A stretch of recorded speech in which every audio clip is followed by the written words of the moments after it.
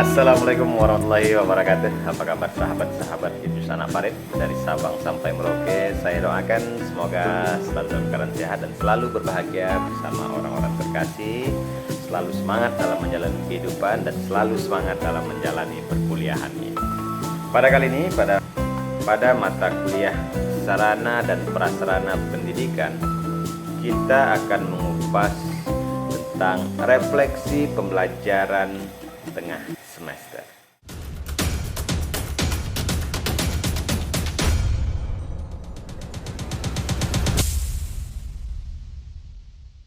Sahabat-sahabat semua,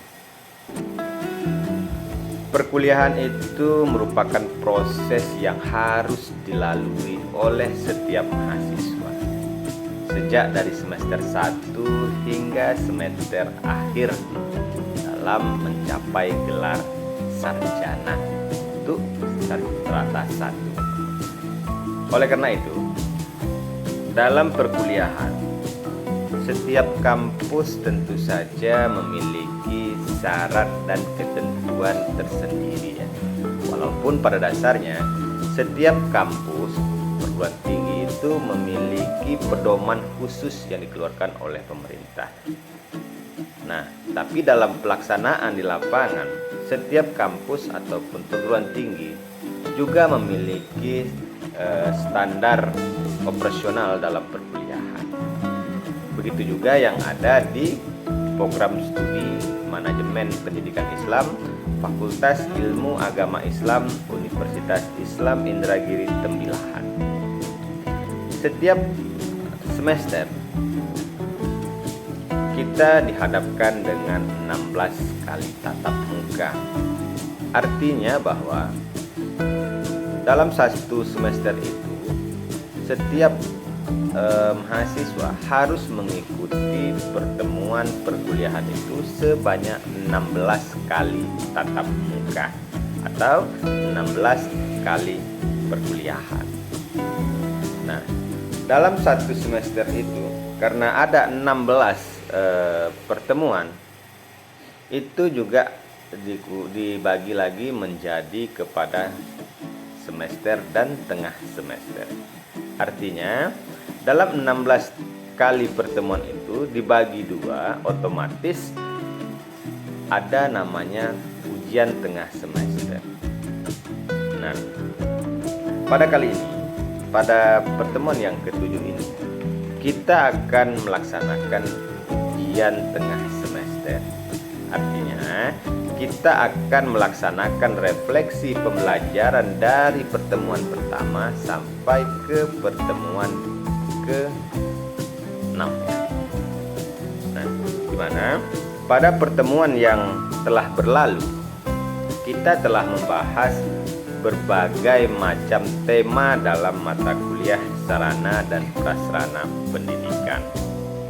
Oleh karena itu, untuk saat ini kita haruslah merefleksi kembali pertemuan-pertemuan yang telah berlalu itu, sejauh mana pemahaman kita dalam memahami sebuah tema pada mata kuliah sarana dan sarana pendidikan. Sahabat-sahabat mahasiswa, dalam mata kuliah manajemen sarana dan prasarana pendidikan pada program studi manajemen pendidikan Islam di Fakultas Ilmu Agama Islam Universitas Islam Indragiri Tembilahan, pada pertemuan awal saya telah memberikan pembelajaran tentang pengantar manajemen sarana dan prasarana pendidikan. Pengantar ini merupakan suatu pertemuan awal antara saya dengan mahasiswa untuk memulai proses pembelajaran pada mata kuliah sarana dan prasarana serta kontrak perkuliahan antara dosen dengan mahasiswa. Nah, pertemuan kedua kita telah membahas tentang pengertian dan tujuan sarana dan prasarana pendidikan. Mungkin sahabat-sahabat semua sudah paham benar dengan apa itu lembaga pendidikan. bagaimana bentuk sekolah, bagaimana bentuk madrasah, dan apa saja yang ada di madrasah. Ini semua terangkum dalam pengertian dan tujuan dari sarana prasarana pendidikan itu dibuat atau diadakan. Kemudian pada pertemuan yang ketiga lalu kita telah membahas tentang klasifikasi dan prinsip-prinsip sarana dan prasarana pendidikan. Kemudian pada pertemuan yang keempat kita juga membahas tentang perencanaan sarana dan prasarana pendidikan. Pertemuan kelima kita membahas tentang pengaturan sarana dan prasarana pendidikan. Kemudian pertemuan keenam kita bahas tentang penggunaan sarana dan prasarana pendidikan. Dan pertemuan yang ketujuh lalu kita juga telah membahas tentang bagaimana cara penghapusan sarana dan prasarana pendidikan. Nah, dari pertemuan 1 sampai pertemuan ke-7 ini merupakan sesuatu yang sangat urgen dalam manajemen sarana dan prasarana pendidikan. Kita sebagai calon sarjana-sarjana dalam bidang manajemen pendidikan Islam, otomatis nanti ke depannya kita akan sering, bahkan kita akan bisa menjadi seorang leader dalam sebuah lembaga pendidikan. Otomatis kita harus memiliki kemampuan untuk memanajemen, salah satunya itu adalah sarana dan prasarana pendidikan yang kita pimpin. Oleh karena itu, sebagai seorang mahasiswa, sebagai seorang intelektual muda, sebagai seorang calon-calon pemimpin masa depan khususnya dalam dunia pendidikan, maka salah satu sarana penunjang ataupun alat penunjang untuk kesuksesan sebuah lembaga pendidikan itu adalah sarana dan prasarana pendidikan. Maka mau tidak mau seorang calon sarjana ini, seorang calon pemimpin pendidikan masa depan, maka harus menguasai lebih mendalam tentang sarana dan prasarana pendidikan. Maka pada pertemuan yang ke-8 ini, pada ujian tengah semester, kita harus kembali merefleksi pertemuan-pertemuan yang telah berlalu. Tujuannya itu adalah agar para sahabat-sahabat mahasiswa semua dapat untuk mengulang kembali atau mengkaji kembali atau membuka cakrawala kembali untuk memahami lebih mendalam lagi apa sebenarnya tentang sarana dan prasarana pendidikan, klasifikasi, prinsip, perencanaan, pengaturan, penggunaan ataupun penghapusan sarana dan prasarana pendidikan.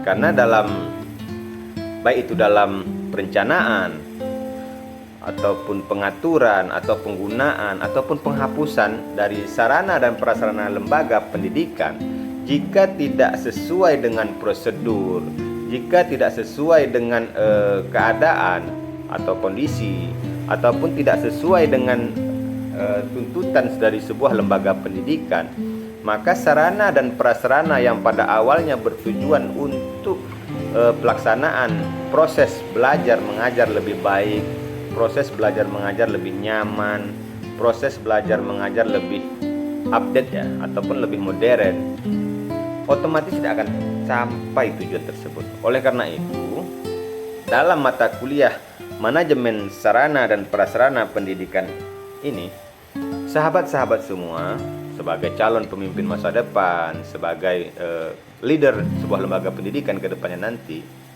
haruslah benar-benar memahami tentang sarana dan prasarana pendidikan.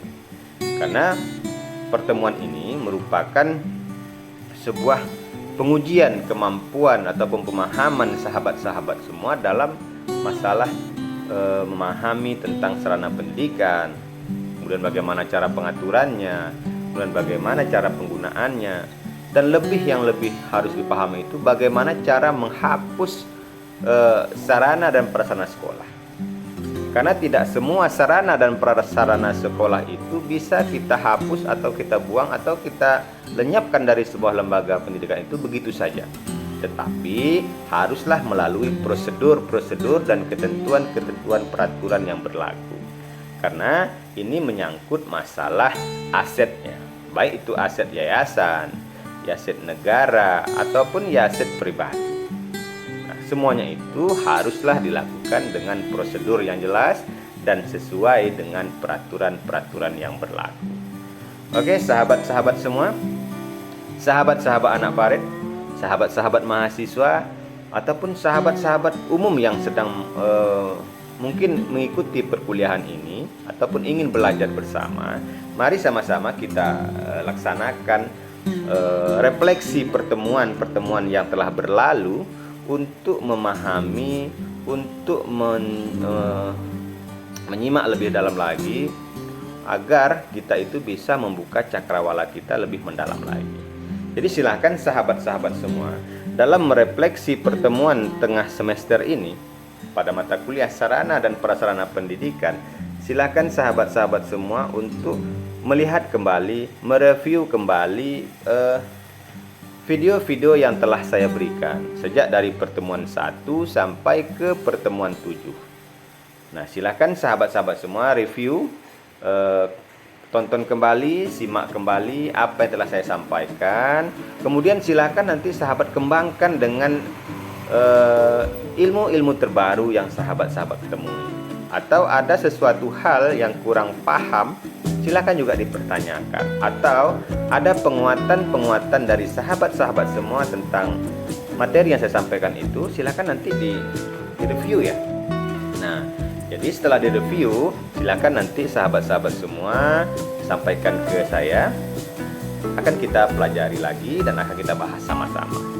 Dengan harapan mereview konten-konten yang telah saya buat khususnya pada mata kuliah manajemen sarana dan prasarana pendidikan sejak dari pertemuan 1 sampai ke pertemuan 7 ini bisa memberikan pemahaman baru, bisa menambahkan pemahaman kawan-kawan, serta bisa membuka cakrawala berpikir sahabat semua lebih mendalam lagi, lebih kritis lagi. Tentunya sifatnya itu adalah untuk perubahan, kebaikan, dan pembenahan sarana dan prasarana yang ada, agar lembaga pendidikan yang ada yang pernah kita jumpai ini bisa kita berikan sebuah pemahaman baru khususnya kepada guru ataupun kepala-kepala sekolah bagaimana caranya dalam manajemen sarana dan prasarana pendidikan, baik itu sekolah sejak dari taman kanak-kanak ataupun pendidikan anak usia dini sampailah kepada karena kita sifatnya sekolah, maka sampailah ke jenjang atas,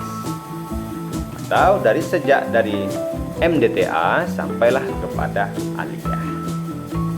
Oke sahabat-sahabat semua, saya rasa cukup sampai di sini dulu pertemuan kita kali ini tentang refleksi pembelajaran pada mata kuliah manajemen sarana dan prasarana pendidikan dalam hal ujian tengah semester ya. Bukan ujian sebenarnya, tapi merefleksi pertemuan-pertemuan kita agar sahabat semua lebih memahami lebih mendalam lagi tentang manajemen sarana dan prasarana pendidikan. Oke sahabat-sahabat semua, saya Idris Nerawan Anak Farid selaku dosen pengampu pada mata kuliah manajemen sarana dan prasarana pendidikan pada program studi manajemen pendidikan Islam Fakultas Ilmu Agama Islam Universitas Islam Indragiri Tembilahan. Mohon maaf jika ada kesalahan dan saya akhiri. Assalamualaikum warahmatullahi wabarakatuh.